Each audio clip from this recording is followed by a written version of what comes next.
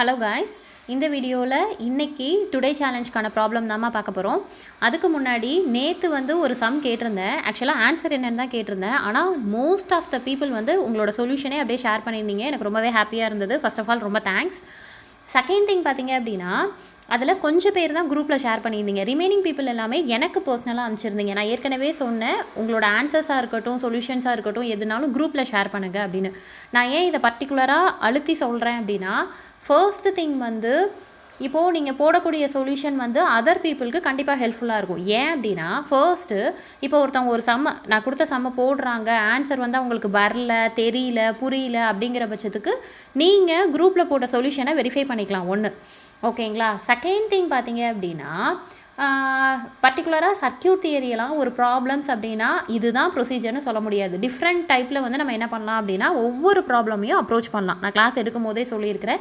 So எந்த technique வேணாலும் follow பண்ணிக்கலாம். ஆன்சர் நீ கரெக்டாக அதை ஃபாலோ பண்ணனா ஆன்சர் வரும் அப்படிங்கிற மாதிரி சொல்லியிருப்பேன். ஓகேங்களா? ஸோ ஒரு ஸ்டூடெண்ட் அந்த சொல்யூஷன் ஷேர் பண்ணும்போது நீங்கள் வேறு மெத்தடில் அதை அப்ரோச் பண்ணியிருக்கலாம். இன்னொருத்தவங்க இன்னுமே ஸ்மார்ட்டாக அந்த சம்மை சால்வ் பண்ணியிருக்கலாம். ஓகேங்களா? ஸோ என்னோட கைண்ட் ரெக்வஸ்ட்டு, எந்த ப்ராப்ளம் கொடுத்தாலும் ஜஸ்ட்டு நீ ஆன்சரோ சொல்யூஷனோ, பட் என்ன அப்படின்னா நம்மளோட டெலகிராம் குரூப்பில் நீங்கள் ஷேர் பண்ணிங்க அப்படின்னா என்னை விட மற்ற ஸ்டூடெண்ட்ஸுக்கு ஹெல்ப்ஃபுல்லாக இருக்கும். ஓகேங்களா? ஸோ நீங்கள் ஆன்சர் போட்டு கொடுங்க.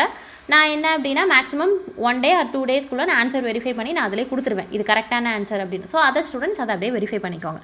ஓகேங்களா? ஸோ இன்றைக்கி என்ன சம் அப்படின்னா, சர்க்யூட் தியரியில் ரொம்பவே ப்ராக்டிக்கலான கொஷின், பல்பு ப்ராப்ளம். ஓகேங்களா?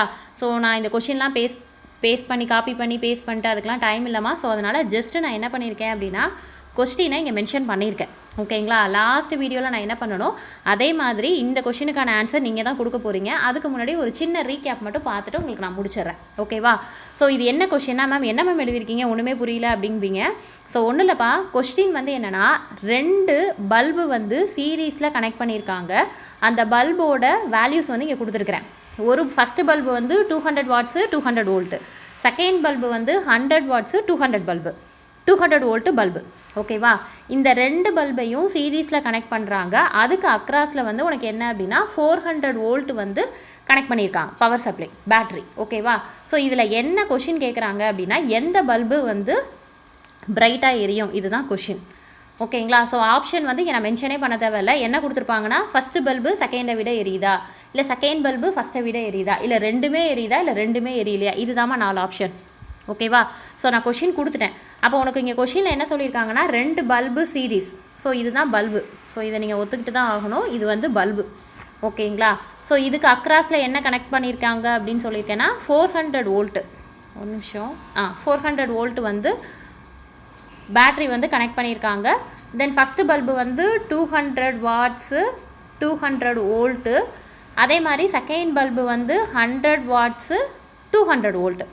ஓகேவா? இதில் எந்த பல்பு எனக்கு பிரைட்டாக எரியுது அப்படிங்கிறத எனக்கு கீழே கமெண்ட் பண்ணுங்கள். ஓகேவா? சொல்யூஷன் கூட வேண்டாம், எந்த பல்பு பிரைட்டாக எரியுது அப்படின்னு. ஓகே?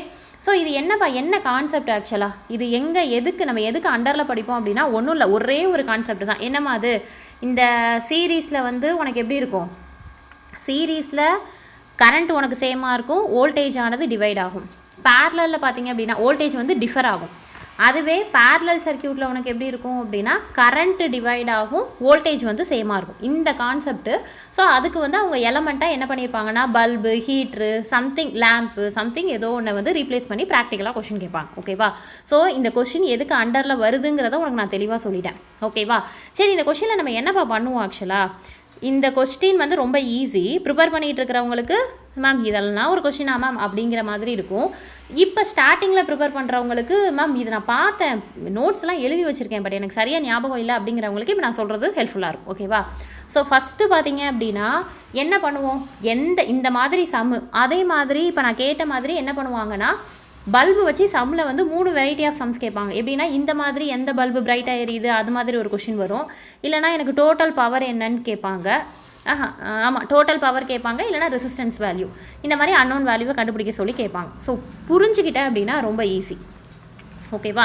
ஸோ எந்த ப்ராப்ளம் கொடுத்தாலுமே நான் கிளாஸ் எடுக்கும்போது என்ன சொல்லியிருந்தேன், நான் எந்த பல்பு கொடுத்தாலுமே இங்கே 2 பல்பு கொடுத்துருக்காங்கன்னா 2 பல்புக்கான ரெசிஸ்டன்ஸ் கண்டுபிடிச்சிடணும். டிஃபால்ட்டாக நீ என்ன பண்ணிடணும்னா 2 பல்புக்கான ரெசிஸ்டன்ஸ் கண்டுபிடிச்சிடணும். கண்டுபிடிச்சிட்டு இங்கே கனெக்ஷன் என்ன சொல்லியிருக்காங்க, சீரீஸ் அப்படின்னு சொல்லியிருக்காங்க. ஓகேவா? சீரீஸ்னால் இப்போ நீ என்ன பண்ணிட்ட, 2 பல்புக்கான ரெசிஸ்டன்ஸ் கண்டுபிடிச்சிட்டேன். நான் இந்த ப்ராப்ளம்க்குரிய சொல்யூஷனை எக்ஸ்பிளைன் பண்ணலப்பா. ஸோ இந்த மாதிரி ப்ராப்ளம் வந்தால் நான் எப்படி அப்ரோச் பண்ணுறதுங்கிறத நான் சொல்லிடுறேன். அதுக்கப்புறம் நீ இந்த மாதிரி சால்வ் பண்ணி எனக்கு நீ ஆன்சர் கொடுத்தா போதும். ஓகேவா? ஸோ அப்போ 2 பல்புக்கான ரெசிஸ்டாரை நீ கண்டுபிடிச்சிடுவேன். கண்டுபிடிச்சதுக்கப்புறம் அதுலேருந்து எந்த பல்பு பிரைட்டாக எரியுதுங்கிறத எப்படி கண்டுபிடிப்பேன்னா, சீரீஸில் நான் உனக்கு என்ன சொன்னேன், சீரீஸை பொறுத்த வரைக்கும் கரண்ட்டு சேமாக இருக்கும்னு சொன்னேன். அப்போ நான் இப்போ என்ன கண்டுபிடிக்கிறேன், எந்த பல்பு பிரைட்டாக எரியுது. ஸோ அப்போ எனக்கு டிஃபால்ட்டாக அந்த பல்போட பவர் தெரியணும். இப்போ பவர் Pக்கான ஃபார்முலா V/I. அதுக்கடுத்தது என்னென்னா I²R இல்லைனா V²/Rன்னு ஃபார்முலா இருக்குது. இப்போ நான் என்ன பண்ணிக்கிறேன்னா I²R எடுத்துக்கிறேன். மேம் இத்தனை 3 ஃபார்முலாவில் ஏன் அதுக்கு பர்டிகுலராக I²R எடுத்துக்கிட்டீங்க அப்படின்னா, நான் என்ன சொன்னேன், கனெக்ஷன் சீரீஸாக இருக்குன்னா எனக்கு கரண்ட்டு சேமாக இருக்கும். ஸோ அப்போ இந்த பவர் ஃபார்முலாவில் நான் எதை கன்சிடர் பண்ண தேவையில்லை, கரண்ட்டே நான் கன்சிடர் பண்ண தேவையில்லை. ஏன்னா அதாவது பல்பு 1லையும் கரண்ட்டு சேமாக இருக்கும், பல்பு 2லையும் கரண்ட்டு சேமாக இருக்கும். அப்போ நான் அதை என்ன பண்ண தேவையில்லை, கண்டுபிடிக்க தேவையில்லை.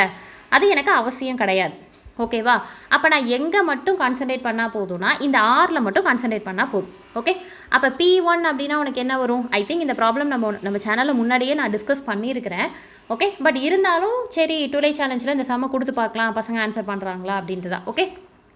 ஸோ அப்போது P1 அப்படிங்கிறது ஸோ நான் என்ன கண்டுபிடிக்கணும், 2 பல்புக்கு பவர் கண்டுபிடிக்கணும். P1 P2ன்னு 2 கண்டுபிடிக்கணும். ஸோ அப்போ அப்படி பார்த்தீங்க அப்படின்னா இந்த நான் ஐயை கன்சிடர் பண்ணவே தேவையில்லை. எதுக்காக அப்படின்னா சீரீஸ் அப்படிங்கிறதுனால எனக்கு கரண்ட் சேமாக இருக்கும். ஸோ ஃபஸ்ட்டு பல்புலையும் கரண்ட் என்னவோ செகண்ட் பல்புலையும் அதே தான் இருக்கும். அதனால் நான் அதை பொருட்படுத்தாமல் கண்டுபிடிச்சேன்னா அப்போ P1 = R1, P2 = R2. So அப்போ என்னென்னா எனக்கு பவர் சீரீஸில் எனக்கு என்னது, ரெசிஸ்டன்ஸுக்கு டைரக்ட்லி ப்ரொபோஷனலாக இருக்குது. ஸோ அப்போ இதுலேருந்து நான் என்ன சொல்ல வரேன் அப்படின்னா, உனக்கு அதாவது 2 பல்பில் R1 R2 இது 2ல் எந்த வேல்யூ அதிகமாக இருக்கோ அந்த பல்பு தான் லைட்டு எரியும். நல்லா புரிஞ்சுக்கோ. கொடுத்துருக்கக்கூடிய கிவன் டேட்டா வச்சு எது அதிகமாக இருக்கோ அந்த பல்புன்னு இது ஆன்சர் போட்டக்கூடாது.